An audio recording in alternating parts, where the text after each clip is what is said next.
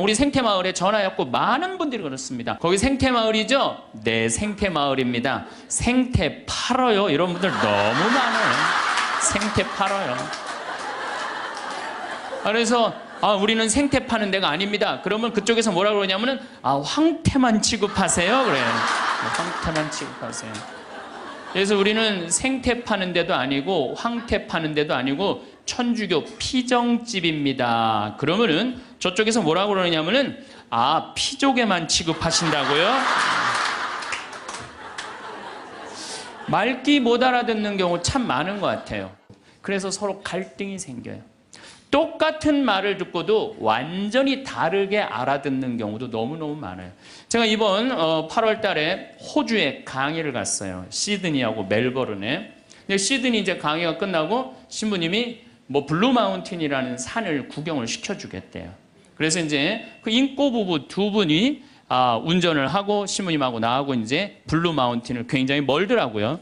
블루 마운틴을 다녀서 오는데 거리가 또 공사를 해갖고 차도 막히고 이래갖고 형제가 운전을 쭉 하고 있는데 돌아오는 길에 형제가 막 졸더라고요. 근데 이 자매가 부부는 참 느낌이 딱 나는 조는지 몰랐는데 그 자매가 여보 지금 당신 졸리지? 그러니까 나 지금 깜빡 졸았어 그러더라고요. 그냥 호주에서 그냥 예. 그러더니 아내가 여보 내가 운전할 테니까 당신 오늘 너무 많이 운전했으니까 뒤에서 좀 자. 그러고 난 다음에 조금 잠 깨면 다시 당신이 운전하면 돼. 근데 이 자매가 사실은 좀 관절염이 있었어요. 그래갖고 손이 막 이렇게 퉁그러졌더라고요. 그러니까 다리도 아프고 막 아프니까 이 남편은 자기가 아무리 졸려도 아내 운전시키기가 싫으니까 자기가 운전을 한 거죠. 근데 이제 자매가 이제 운전대를 잡았는데 뒤에서 형제님이 막 코를 골고 주무시더라고요. 그래서 자매님하고 나하고 이제 두런두런 이런 얘기 저런 얘기 하고 그러는데 이제 해가 뉘엿뉘엿 졌어요. 근데 그날따라 보름달이 뜬 거야. 달이 너무 예쁘게 뜨더라고요. 달이 탁 떴는데 그때 이제 형제가 잠에서 깬 거예요. 근데 이 자매가 나하고 이제 대화를 하는 거 아니에요. 근데 신부님 참 달이 참 그랬단 말이야. 달이 참 그랬어요. 달이 참. 달이 참 그랬는데 그때 형제가 깬 거예요. 그래서 형제가 딱 한마디 하더라고요. 경상도 사람인데 와 절이나 그러더라고요. 나는 그 자매가 달이 참 그랬을 때 달이 참 예쁘다는 말을 할 판이구나. 근데 그 형제는 딱 깼을 때 달이 참 그랬을 때 자기 부인 다리가 아픈 줄 알고 관절염이 있으니까 와 철이나 똑같은 말도 완전히 자기식으로 생각하면요 완전히 다르게 들어요. 이렇게 완전히 다르게 들음으로 해서 오해되는 일들이 너무 많아요. 그래서 수많은 갈등들이 일어나죠. 잘못 알아들어서 자긴 그렇게 알아들었다 이거죠. 또 말 한마디에 사람 인생이 바뀌기도 해요. 말 한마디에. 그 대표적인 사람이 누구냐면 박지성 선수예요. 박지성 선수. 박지성 선수가요 고등학교 때 참 공을 잘 찼대요. 근데 이 박지성 선수의 특징은 뭐냐면은 90분 내내 뛰어다니는 거 쉬지 않고. 그런데 그 박지성 선수의 가치를 아무도 몰랐어요. 그래갖고 프로팀에서도 박지성 선수를 스카우트해가지 않았고 대학교에서도 박지성 선수를 스카우트해가지 않았어요. 그래갖고 박지성 선수는 너무 공을 차고 싶었는데 이때 명지대학 감독님이 박지성 선수의 가치를 알아봐요. 그래갖고 딱 뽑으려고 그러니까 이미 축구팀은 다 찬 거야. 그래서 보니까 테니스부에 한 명 TO가 남아있는 거야. 그래서 박지성 선수한테 뭐라고 그러냐면은 너 우리 대학교 테니스부로 들어와라. 공은 축구부에 와서 차고. 그래서 박지성 선수는요 놀랍게도 축구 선수로 대학에 들어간 게 아니라 테니스 선수로 대학을 들어가요. 네. 테니스 선수로 대학을 들어가요. 근데 이 박지성 선수의 이 가치를 누가 알아보느냐면 히딩크가 알아봐요. 쭉 다니면서 너무 열심히 뛰거든. 뽑아요. 유명한 프로 선수도 아니고 대학 유명한 유망주도 아니고 박지성 뽑았을 때 히딩크가 많은 욕을 먹었다고 그래요. 맨날 후보로 뛰었죠. 미국 골든컵에서 박지성 선수 뛸 기회가 있는데 또 부상을 입어요. 그러니까 이 박지성 선수 너무 실망해갖고 락카룸에 있는데 히딩크 감독이 통역관을 데리고 와서 뭐라고 딱 1분 떠드는 거예요. 근데 이 또 박지성 선수가 그때는 영어를 지금은 잘하지만 못 알아듣잖아요. 그래서 통역관한테 지금 저 감독이 나한테 뭐라고 그러는 거냐? 그랬더니 통역관이 하는 말이 박지성 선수 당신은 히딩크, 내가 생각하기에 당신 너무너무 훌륭한 선수가 될 자질을 갖고 있다. 앞으로는 세계적인 스타가 될 것이다.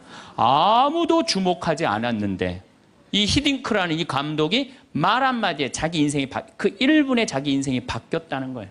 그 다음부터 플레이를 할 때 자신감을 가지고 플레이를 하기 시작했대요. 점점 박지성 선수의 가치가 드러나면서 여러분들 이 포르투갈전 32강 마지막 경기 했을 때 박지성 선수가 이영표 선수가 공을 차고 가슴에 트래핑을 해갖고 딱 골인을 넣죠. 누구한테 제일 먼저 뛰어가죠? 그렇죠. 히딩크한테 탁 끌어안잖아요. 자기 인생의 멘토, 인생을 운명을 바꿔준 사람이잖아요. 말 한마디에 사람이 운명이 바뀌는 거예요. 그래서 세계 최고의 맨유에 입단까지 하고 박지성 선수는 맨유가 역사가 100년이 넘는데 200회 이상 출장한 92번째 선수가 돼요. 물론 지금은 저 팀을 이적을 했지만은 정말 아시아인으로서의 최고의 스타가 된 거죠. 세계적인 스타가. 근데 박지성 선수가 자기 자서전에 뭐라고 그러냐면 그 히딩크 감독이 1분의 칭찬이 내 인생을 바꿔놨다고 얘기를 합니다. 그래서 우리가 말이라는 것처럼 중요한 게 없는 것 같아요. 근데 말에는 등급이 있어요. 말에는 등급이 있어요. 말에는 생명을 살리는 말씀을 하는 사람이 있어요. 말씀을. 또 좋은 열매를 맺는 말씨를 뿌리는 사람이 있어요. 또 입만 열면 상대방 기분 나쁘게 하는 말투를 던지는 사람이 있어요. 여러분들 마르틴 루터 킹 목사라고 아시죠? 예. 이분이 유명한 연설을 해요. I have a dream이라는 유명한 연설을 해요. 근데 그 연설 중에 한 구절이 참 제 마음에 와닿는 구절이 있어요. 나는 꿈이 있습니다. 나는 사람이 피부색으로 평가받지 않고 그 사람의 인격에 의해서 평가받는 세상이 오는 그런 꿈을 꾸고 그런 꿈이 있습니다. 이런 설교를 해요. 흑인이 1960년대 투표권도 없었던 그 사람들인데 지금은 어떻게 됐어요? 미국의 오바마 대통령이 탄생을 했잖아요. 이 명연설, 이건 정말 생명을 살리는 말씀이에요. 말씀. 또 내가 천주교 신자야. 나 사는 게 너무 힘들어. 그냥 사랑도 안 되고 사업도 안 되고 그냥 자식도 안 되고 다 안 돼. 그래도 내가 천주교 신자니까 마지막으로 미사 참여를 하고 되겠다. 그래서 마지막 주일날 저녁 미사를 이제 참여를 했어. 근데 그날따라 신부님 강론 말씀이 어쩌면 내 마음을 그렇게 잘 이해를 하고 나를 위로하고 나한테 용기를 주고 나한테 희망을 심어주는 강론 말씀을 했어. 근데 그 말씀을 듣고 마음이 바뀌었어. 성당문을 탁 열고 나갈 때 내가 왜 죽어 이 좋은 세상. 내가 열심히 살아봐야지. 그리고 주먹을 불끈 쥐고 세상을 나갈 수 있다면 신부님 강론은 생명을 살리는 말씀이에요. 여기 있는 분들도 아마 그런 주위 분들한테 그런 생명을 살리는 말씀을 해주는 분들 많을 거예요. 좋은 말. 살과 피가 되는 그런 말씀 해주는 분들 많잖아요. 그렇죠? 이 최고급 등급이에요. 말에. 근데 두 번째는 말씨야. 말에는 씨가 있어요. 제가 3년 전에 뉴욕에 강의를 갔어요. 그런데 얼마나 많이 모였느냐면 2,000명 정도가 모여요. 2,000명. 엄청나게 많이 모였죠. 강의를 했는데 정말 교우들이 행복하게 강의를 들었어요. 근데 강의를 끝났는데 막 많은 사람들이 악수하고 사진 찍고 하는데 정말로 너무 예쁘게 생긴 아가씨가 원피스를 쫙 입고 날 보더니 싹 미소를 짓더니 다짜고짜 나를 탁 포옹을 하는 거예요. 이게 또 웬 여자냐. 누구시냐고 그랬더니 신부님 저 기억 안 나냐는 거예요. 그래서 기억이 안 나는데 누구시냐고 그랬더니 신부님 제가 초등학교 1학년 때 성당 마당에서 막 뛰어노는데 신부님이 저를 보더니 너는 여자아이가 어쩜 이렇게 말도 잘하고 성격도 좋고 씩씩하고 얼굴도 예쁘니 너 나중에 내가 봐서는 너 커서 사람 어려운 사람 변호해주는 변호사 되겠다. 제가 그랬대요. 그러자마자 얘는 이제 뉴저지라는, 뉴욕 바로 아랫동네 뉴저지라는 동네에 이민을 간 거예요. 근데 이민을 가서 자기가 항상 공부할 때마다 그런 생각을 했대. 그 유명한 신부님이 나 변호사 된다고 그랬다. 변호사 된다. 공부 열심히 했대요. 그리고 제가 가던 해 맨하탄에서 지금 변호사 사무실에서 변호사 일을 하고 있다고.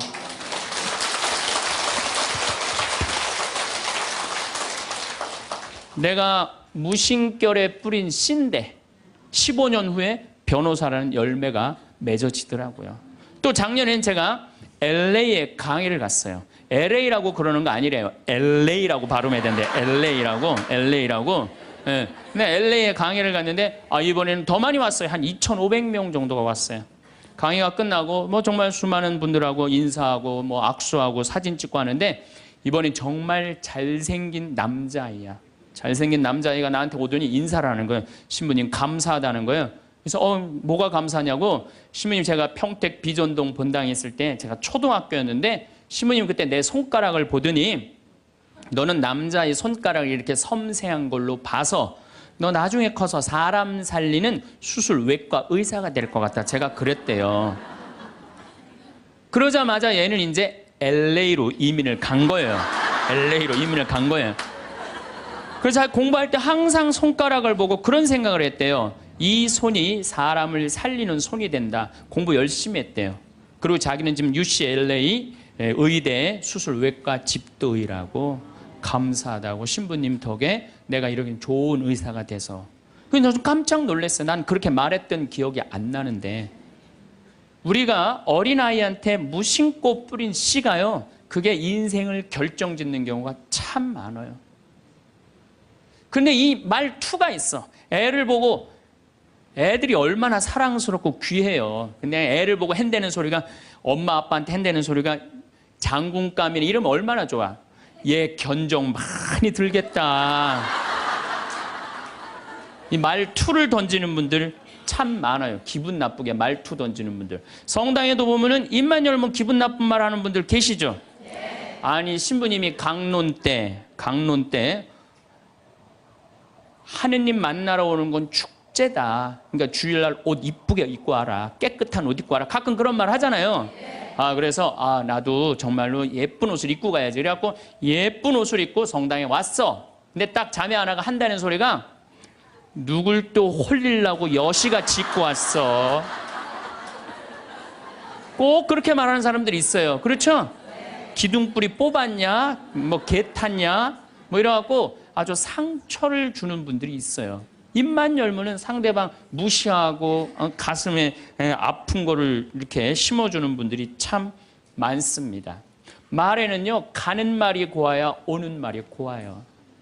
한 10년 만에 한 60에 헤어졌는데 70에 만났어. 내 친구가 한다는 소리가, 야, 너 10년 동안 안 보는 동안 팍상 늙었다.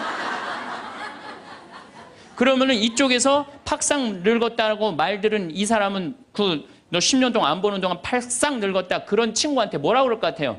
너도 만만치 않아. 가는 말이 고와야 오는 말이 고운 거예요. 그런데 10년 만에 만났어. 너 10년 동안 안 보는 사이 뭐 이렇게 나이 하나도 안 먹었어. 어쩜 이렇게 고우니 너는? 그럼 이쪽에서는 또 뭐라 그럴 것 같아요? 너도 참 곱게 늙어간다 얘. 가는 말이 고와야지 오는 말이에요. 근데 우리는 말투가 너무 많아요. 이 말투를 누구끼리 제일 험하게 하느냐? 부부끼리 제일 험하게, 부부끼리. 어떤 부부가 길을 가다가 남편이 저길 보니까 길을 건너는데 이제 어떤 젊은 여자가, 서울 나와 보니까 정말 난 평창에서 생전 그런 거 구경 못 하는데 아가씨들이 정말 반바지 입으면 그냥 어쩜 저렇게 미끈해. 그냥 미니스커트를 입은 아가씨 구경하느냐고 트럭 지나가는 걸 못 봐요. 이 남자가, 부부가 가는데 트럭이 딱 급브레이크를 딱 잡은 거예요. 트럭 기사가 창문을 열더니, 눈 어디다 뜨고 다니냐. 너 지금 저 여자 보느냐고 차 지나가는 거 못 봤잖아. 너 치면은 내 팔자 망친다. 내 팔자만 망치는 게 아니라 네 마누라, 네 자식 고생한다. 그 여자한테 한눈 팔면 내 인생 망치는 거다. 욕을 5분 동안 바가지로 하는 거예요. 그랬더니 5분 딱 지나더니 창문을, 인생 똑바로 살라고 그러고 창문을 닫고 갔어요. 남편은 하도 벙쪄 있어 그렇게 쳐다보고 있는데 아내가 툭툭 치면서, 여보, 당신 저 트럭 기사랑 친해? 아니, 나 처음 보는 사람이야. 그랬더니 아내가 한다는 소리가, 그런데 어쩜 그렇게 당신에 대해서 정확하게 알고 있어?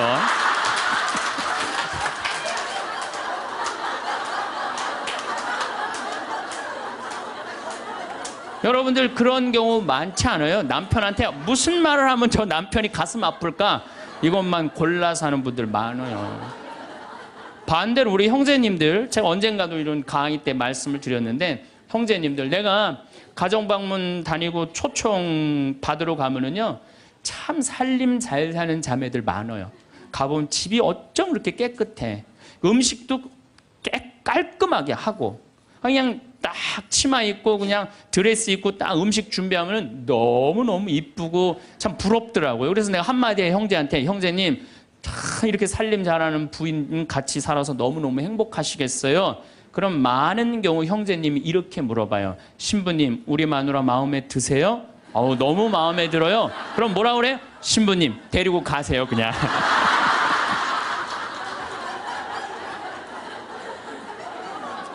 말투야. 우리 마누라 신부님 마음도 예뻐요. 이렇게 얘기하면 얼마나 좋아. 근데 부부끼리 서로 상처나는 말을 골라서 해요. 골라서. 말투죠. 여러분들 자식들한테도 어때요? 애가 공부 좀 못하면 속상하잖아요. 엄마인데도 어쩜 그렇게 상처되는 말을 자식한테 골라서 할 수가 있어요? 너 이게 엄마가 막 애가 따지면 이게 살려놨더니 이게 눈 똑바로 뜨고 그냥 엄마한테 덤비는 거 봐. 그때 1살 때 그냥 놔두는 건데 그냥. 그냥 애들 가슴에 멍을 들게 하는 분들이 많아요. 그래서 이번 강의에는 과연 나는 이 귀한 말을 가지고 생명을 살리는 말씀을 하는 사람인가?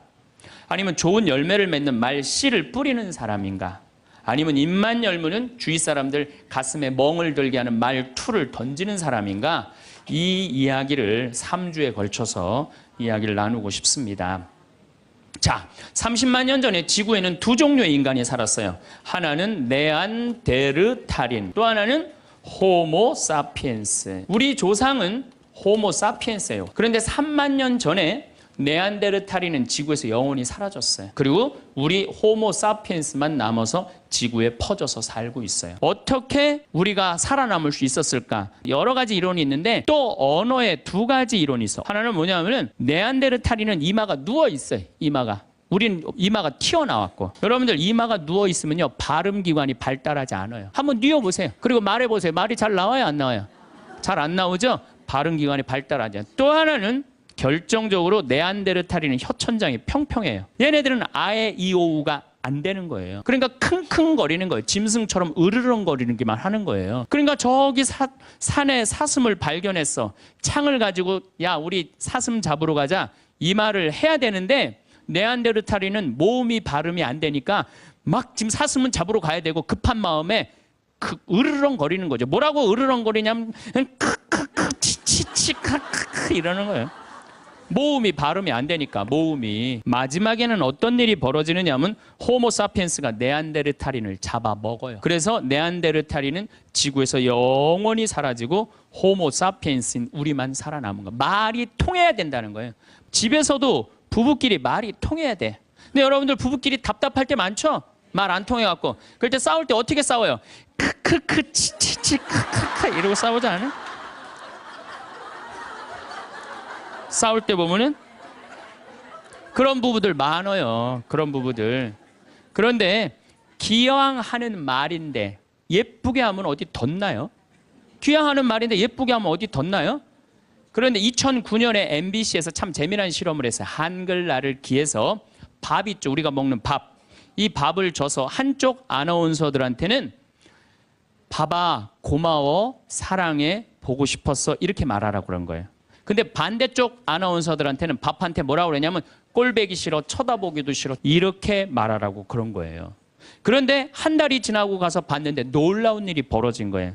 밥아 고마워 사랑해 너 때문에 내가 살아 이렇게 말한 밥은 향기가 나는 하얀 누룩이 핀 거예요. 그런데 쳐다보기 싫어 꼴배기 싫어 이렇게 말한 밥은 미워 이렇게 말한 밥은 새카맣게 썩은 냄새가 나요. 새카맣게 향기가 나는 누룩. 여러분들 쳐보세요. 그 실험이 나와요. 향기가 나는 누룩 완전히 썩어버린 밥. 밥도 밥도 고맙다, 이쁘다, 감사다 이러면 향기가 나는데 사람은 어떨 것 같아? 사람. 내가 혼배를 한 200상, 300상 정도 해줬어요. 200상, 300상 정도 해줬는데 혼배를 할 때 내 느끼는 게 어쩜 그렇게 신부들이 하나같이 다 이뻐. 안 이쁜 신부가 없어요. 안 이쁜 신부가. 왜 이쁠까요? 남자가 데이트할 때 뭐라 그래? 보고 싶었어. 사랑해. 난 너 없으면 난 안 될 것 같아. 난 네가 원하는 건 다 해줄 수 있어. 말해봐, 원하는 거. 별을 따다 줄까? 달을 따다 줄까? 그럼 여자가 반짝반짝 웃어야 안 웃어요? 반짝반짝. 그 상태에서 결혼하는 거예요. 그래서 신랑 신부들을 보면 그렇게 예쁘고 잘생겨요. 근데 그렇게 예쁘고 잘생긴 신랑 신부를 혼배를 시켜줬는데 10년이 지나고 나면요, 그 이쁜 얼굴이 온데간데 없어져요. 막 기미도 끼고 막 주근깨도 얼굴에 보이고. 왜 그럴까요? 남편이 뭐라 그럴 것 같아? 그때 내가 눈이 뼈서 너랑 결혼한 거다. 내가 그때 미쳤었다. 우리 이혼하자. 이런 얘기 10년 들으면요, 아무리 예쁜 여자도요 얼굴 망가지게 돼 있어요. 아무리 예쁜 여자라도. 제가 이렇게 한 50, 60쯤 되신 분들이 그런 게 분명해요. 50, 60 되신 분들 중에 이목구비가 뚜렷하지 않아. 뭐 이쁜 구석이 별로 없는데도 이상하게 이쁜 여자들이 있어요. 이상하게 이쁜 여자들이. 그런 여자들은 어떤 여자들일까요? 남편이 당신 어쩜 가면 갈수록 어쩜 더 이뻐져. 우리 색시가 세상에서 난 제일 이뻐. 당신 사랑해. 고마워. 이런 얘기 20년 들으면은요, 이목구비가 뚜렷하지 않아도요, 이상하게 이뻐져요. 그런데 쌍꺼풀도 분명하고 코도 오똑하고 입술도 도톰한데 50, 60 되신 분들 중에 무섭게 생긴 분들이 계세요. 이목구비가 뚜렷한데도 무섭게 생긴 분들이 계세요. 그런 분들은 왜 그럴까요? 20년 동안 싸운 사람은요, 아무리 예쁜 얼굴이라도 망가지게 돼 있어요. 사람은요, 어떤 말을 듣느냐에 따라서 이쁘고 이쁘지 않는 게 결정이 되는 거예요. 여러분들 남편한테, 아내한테도 그렇지만 자식한테도 뭐라 그래? 너는 내 자식이 아니라 왼수다. 그러면은 자식이 어떻게 될까요? 왼수가 되고요, 바깥에 나가 돌아다니게 되고요, 썩게 돼 있어요. 근데 우리는 엄마들 자식 뜻대로 안 된다고 속상할 때 말을 함부로 하죠. 여러분들 생각을 해봐요. 우리 아들이 있어. 공부 좀 못해. 공부 못하면 어때요? 나는 공부 잘하는 거 그렇게 훌륭하다고 생각 안 해요. 근데 우리는 공부를 못하면 대한민국은 죄인 취급하잖아요. 어쨌든 공부를 못해. 그런데 아들한테 엄마가 괜찮아, 공부 못하면 어때? 이렇게 잘생긴 아들 하느님이 우리 집에 떨어뜨려 주었고 엄마는 밥 안 먹어도 우리 아들만 봐도 배불러. 이런 소리 듣고 자라는 애들은요, 삐뚤어질 수가 없어요. 딸 보고도 이렇게 이쁜 딸 혼자 보기 너무 아깝다. 어쩜 이렇게 이쁜 딸이, 얘네들 삐뚤어질 수가 없어요. 남편도 아침에 출근할 때 이렇게 잘생긴 남편 어떻게 보내? 여보, 내가 나가서 버릴 테니까 당신 집에 있어.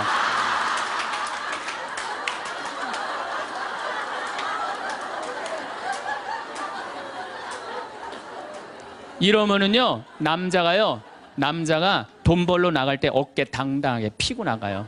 근데 남편 출근할 때 뒷꼭지 대고 오늘 그 돈 안 갖고 들어오려면 집에 들어올 생각 꿈도 꾸지 말라고. 그럼 남자는요, 나가서 어깨 피고 돈 못 벌어요. 말에 복이 있는 거야. 말에 복이 있는 거예요. 어떤 엄마가 입만 열면 아들한테 야, 이 빌어먹을 놈아 밥 처먹어라. 근데 초등학교 1학년 때 반에서 1등을 했어. 근데 엄마가 한다는 소리, 공부 잘하네? 삶이 힘들었나 봐요.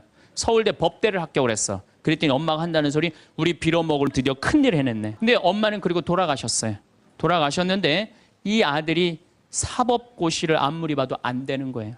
회사에 원서를 넣어도 안 되고, 선을 봐도 퇴짜 받고, 잘생기고 서울대 법대 나왔는데. 그래서 이상원이라는 그 장명하는 사람한테 가서 물어봤어요. 내 인생이 왜 이런지 나 모르겠다고. 당신 쭉 살아오면서 무슨 얘기를 많이 듣고 살았느냐? 가만히 생각해보니까 엄마가 입만 열면은 빌어먹을. 그러니까 이 사람은 잘 안 되니까 동료 판사, 변호사, 검사한테 빌어먹기 시작한 거예요. 그게 당신 인생의 몸에 밴 거다. 내가 당신 관상을 보니까 당신은 빌어먹을 게 아니라 벌어먹을 상이다. 벌어먹을 상이다. 내가 서울대 법대까지 나왔는데 과외를 시작했어요. 과외를 시작했더니 애들이 너무너무 많이 모이는 거예요. 그래서 학원을 했어요. 학원을 했더니 돈을 너무 많이 버는 거예요. 서울에서. 그랬더니 예쁜 색시가 시집을 오고 지금은 딸 둘을 낳고 행복하게 벌어 먹고 살고 있대요.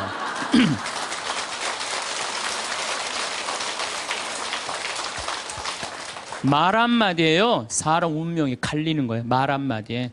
여러분들은 자식이나 남편, 아내한테 정말 좋은 말을 해주느냐, 생명을 살리는 말을 하느냐, 좋은 열매를 맺는 말을 하느냐, 이거 생각해봐야 돼요.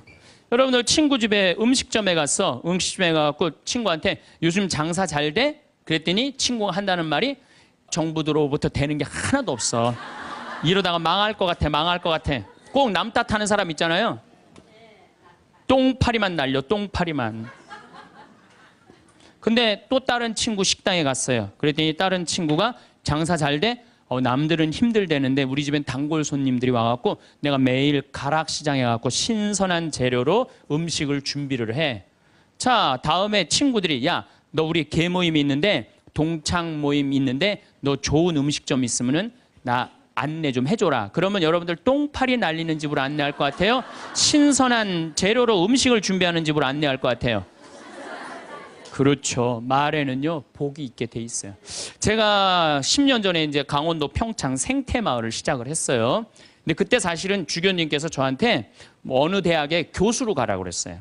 근데 나는 교수보다는 평창에 가서 농사 짓고 살고 싶다. 그래서 주교님 명을 거역을 했어요. 지금 생각하면 철없었던 거였죠. 거역을 하고 내가 평창에 들어가서 이제 살기 시작했어요.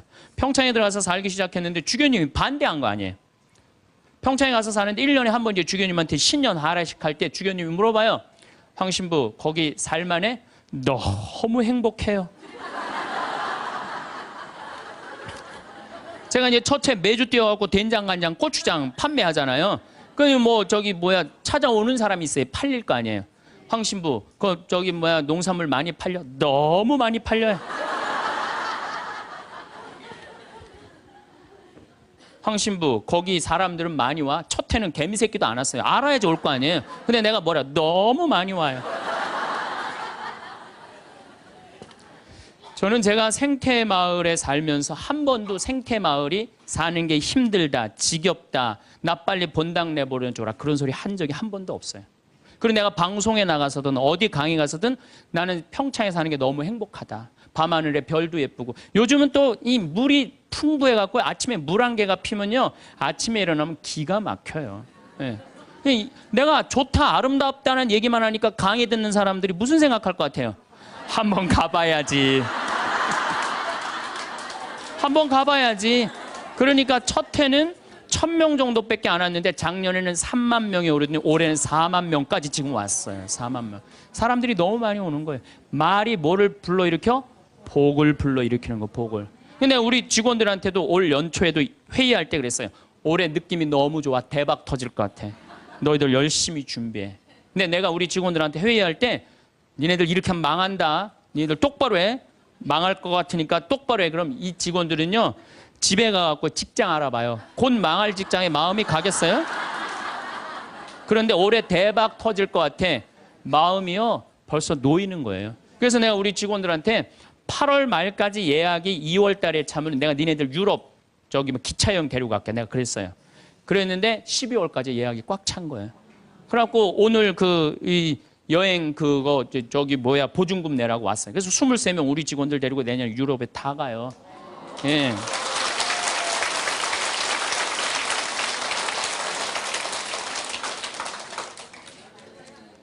제 신조는 그달에 번 건 그달에 다 쓰자. 이게 제 신조예요.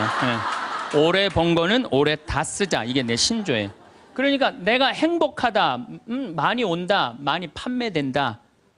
이렇게 말하니까 우리 생태마을이 즐겁고 행복하고 사람이 어제도 250명 다녀왔어. 내일도 또 250명 오고 매일 그냥 내가 외부 강의 나오지 않는 한 안에는 꽉꽉 차는 거예요.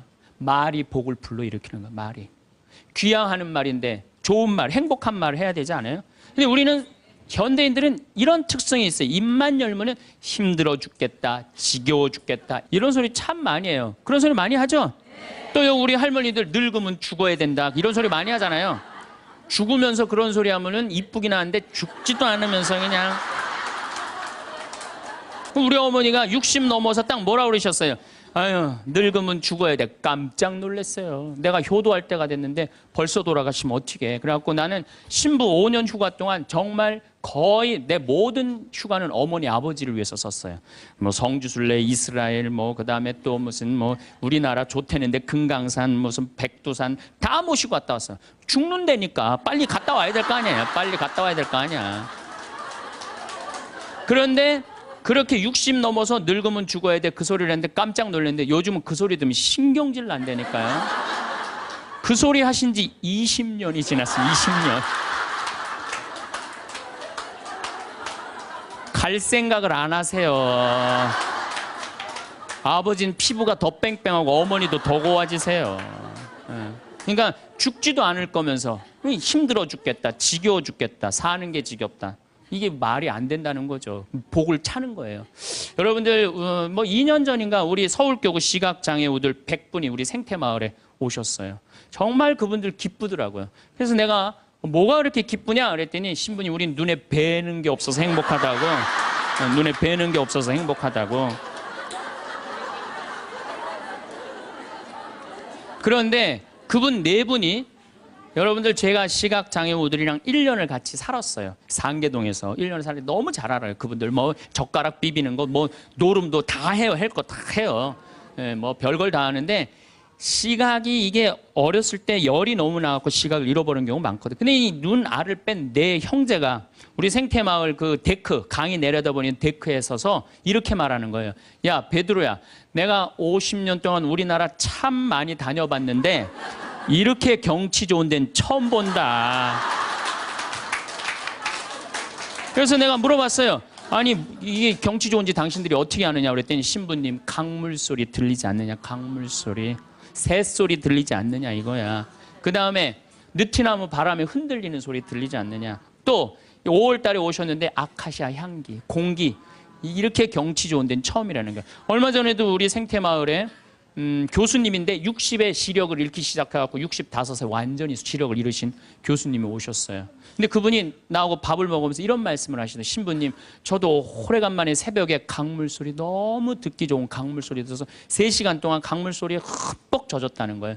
그리고 새벽에 새가 우는데 너무 자기 오래간만에 행복했다고. 근데 여러분들은 이 두 눈으로 온 세상을 다 보면서도 사는 게 지겨워 죽겠어. 눈이 아깝다 이거예요. 눈이 아깝다. 눈알 하나 갈아 끼는데 얼마 들어? 1억 들어. 1억. 2개 갈아 끼면 2억이야. 2억. 지금 난 눈 뜨고 쳐다보고 있는 분들 지금 2억 지금 깔고 있는 거야. 지금 2억.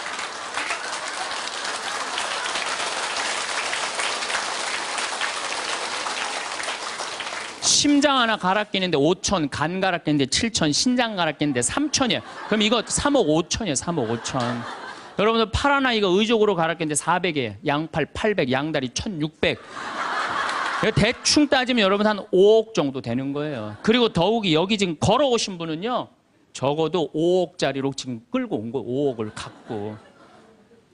그리고 여러분들 눈, 다리, 손가락, 발가락 다 붙어있는 식구 4명이 밥을 먹으면은요 20억이 앉아서 먹는 거. 20억이 앉아서.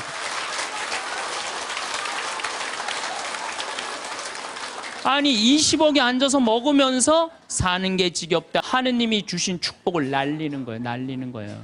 밥 먹을 때 재산이 없으면 어때요? 출세 안 하면 어때요? 앉아서 뭐라 그러면서 먹어. 우리 20억 밥 먹자.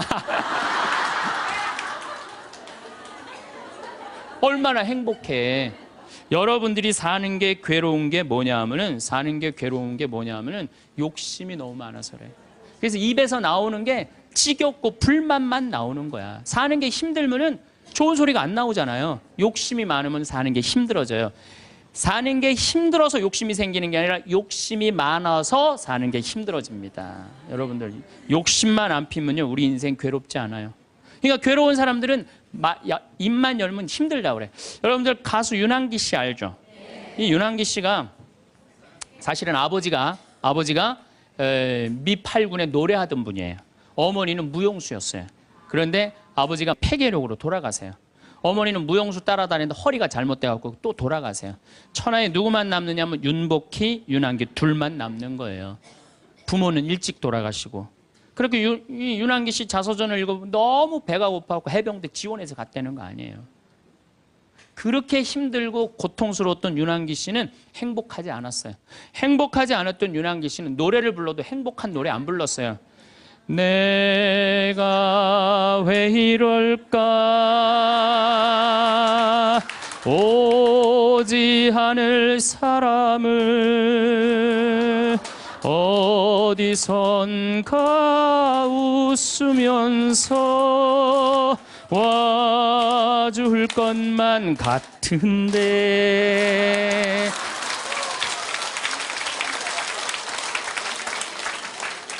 행복하지 않았기 때문에 노래를 불러도 행복한 노래를 안 불렀어요. 처음에는 차라리 그 사람을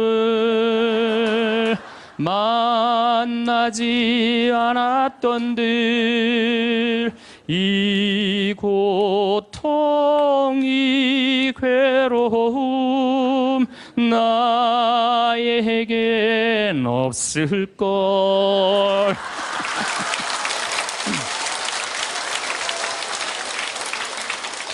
행복하지 않았기 때문에 노래도 행복한 노래가 안 나왔던 거죠. 나는 어떡하라고 이런 노래만 불렀어요. 이런 노래만.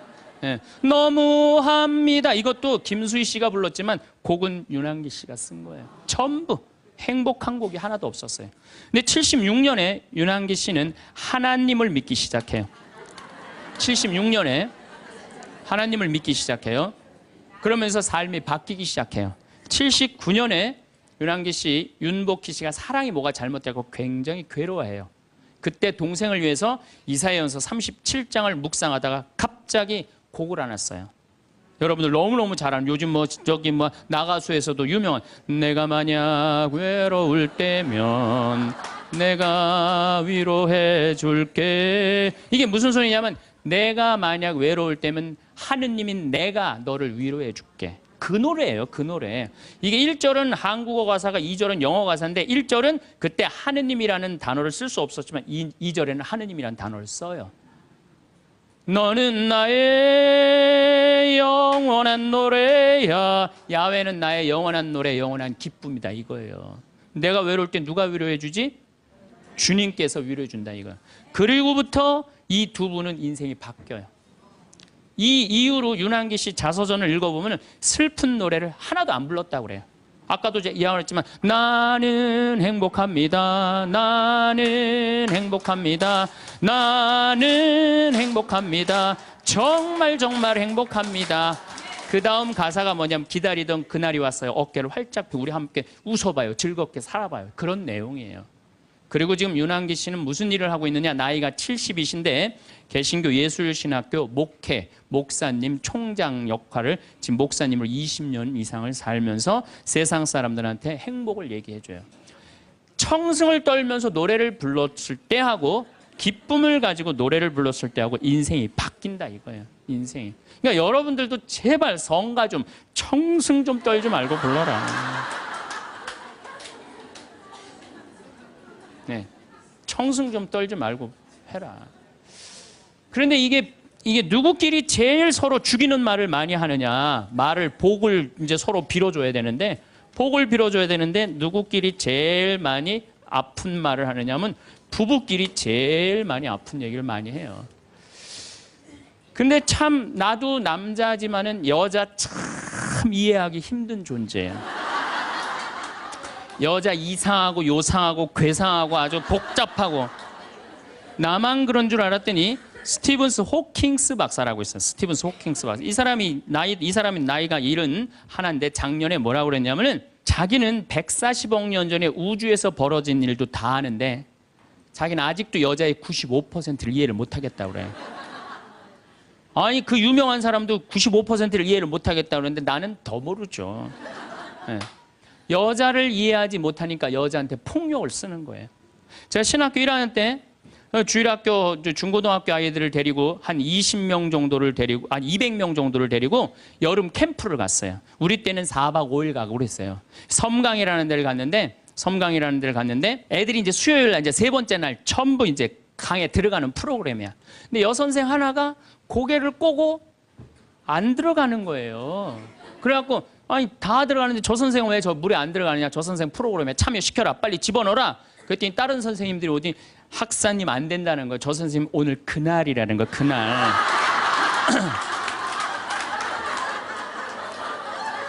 근데 내가 신학교 1학년이 그날이 뭔지 어떻게 알아요? 그래서 내가 물어봤어요. 그날이 뭔데? 아, 학사님 오늘 저 선생님 그날이라 안 된다니. 오늘 물에 들어가는 날이지 그날이 뭔데? 그랬더니 어떤 지혜로운 엄마 선생님이 나를 한 군데로 데려가더니 학사님, 여자는 한 달에 한 번 매직이 있다는 거예요. 그래서 내가 매직이 뭔데요? 근데 그 엄마 선생님 정말 지혜로웠던 것 같아요. 그 엄마 선생님이 학사님, 이 여자는 한 달에 한 번 생리를 하는데 그때 피가 나오기 때문에 물에 들어가면 안 된다는 거예요. 나는 그거 처음 알은 거예요. 처음 알은 거 그때. 그러니까 내가 여자에 대해서 모르니까 여자한테 뭐를 하느냐 하면 폭력을 쓰는 거예요. 폭력을. 근데 이런 일들이 집안에서 수도 없이 일어나요. 남자는 여자를 이해하지 못해서 폭력을 쓰고 여자는 남자를 이해하지 못해서 폭력을 쓰고 그래서 서로 답답하다고 싸울 때 보면 크크크 치치치 크크크 이러고 싸워요. 말이 안 통한다고. 그러니까 여자에 대한 생물학적 특징을 알아야 되고 남자에 대한 생물학적 특징을 알아야 되는데 그거에 대해서 서로 모르는 거예요. 근데 이제는 알아야 돼요. 왜 알아야 되느냐 하면은 옛날에는 남자하고 여자하고 20살에 결혼해갖고 50살에 죽었어요. 남자, 여자. 20살에 결혼해갖고 애 한 10 낳다보면요. 애 낳다가 죽어요. 남자는 애 키우다 죽어요. 갈등이 있을 수가 없어요. 부부라고 그러지만은 한 집에 살지도 않아. 안사람, 바깥사람. 그러고 그냥 사는 거예요. 근데 요즘은 안 죽어. 100살까지. 남자, 여자가 50살서부터 100살까지 서로 이해도 못하면서 한 집에서 50년을 사는 거예요. 서로를 이해를 못하면서.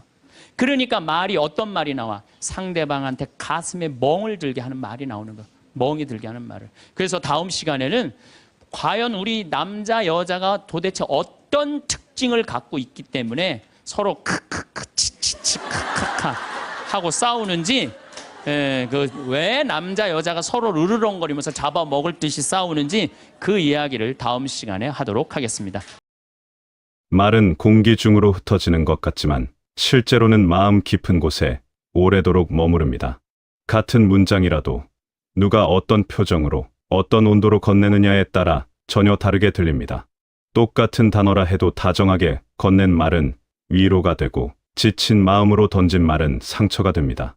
말은 소리 자체보다 그 안에 담긴 마음이 더 크게 전달되기 때문입니다.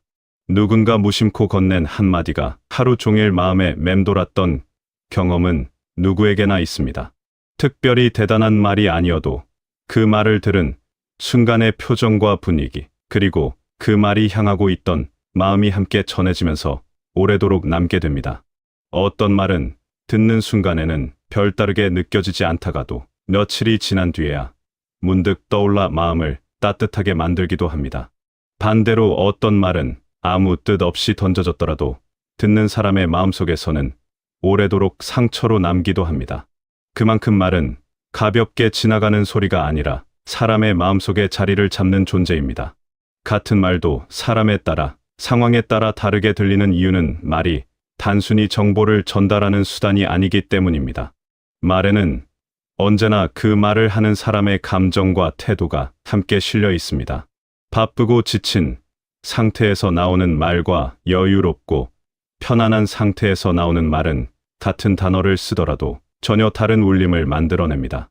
그래서 우리는 말을 할 때 단어를 고르는 일보다 그 말에 어떤 마음을 담을지를 먼저 생각해야 합니다. 부드러운 말 한마디가 지친 하루를 다독여 주기도 하고 무심한 말 한마디가 오래도록 서운함으로 남기도 합니다. 말은 단순한 의사 전달의 수단이 아니라 사람과 사람 사이를 이어주는 다리와 같은 역할을 합니다. 그 다리가 튼튼하고 따뜻할수록 관계도 더 깊어지고 편안해집니다. 반대로 그 다리가 거칠고 위태로우면 아무리 가까운 사이라도 마음이 조금씩 멀어지게 됩니다. 결국 말이라는 것은 우리가 매일 놓고 건너는 다리를 스스로 다듬어가는 일과 같습니다. 우리가 자주 하는 말은 결국 우리 자신을 비추는 거울이 됩니다. 무심코 반복하는 말버릇 속에는 그 사람의 생각과 태도가 고스란히 담겨 있습니다. 매일 불평을 입에 담는 사람은 자신도 모르는 사이에 세상을 부정적으로 바라보는 습관을 갖게 되고, 작은 것에도 고마움을 표현하는 사람은 점점 긍정적인 시선으로 하루를 바라보게 됩니다. 말은 생각에서 시작되지만 동시에 생각을 만들어가는 힘도 가지고 있습니다. 부정적인 말을 자주 하면 마음도 그 말을 따라 어두워지고, 따뜻한 말을 자주 하면 마음도 그만큼 밝아집니다. 이것은 말이 현실을 마법처럼 바꾸어 준다는 뜻이 아닙니다. 말이 상황 자체를 바꾸지는 못하더라도 그 상황을 바라보는 우리의 시선을 바꾸어 줄 수는 있습니다.